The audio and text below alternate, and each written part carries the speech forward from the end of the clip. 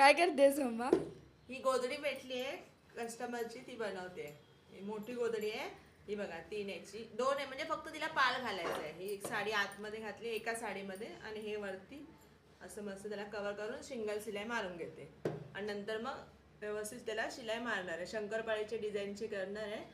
तर चला आपण थोडं स्टार्ट करूया. स्टॉप कर.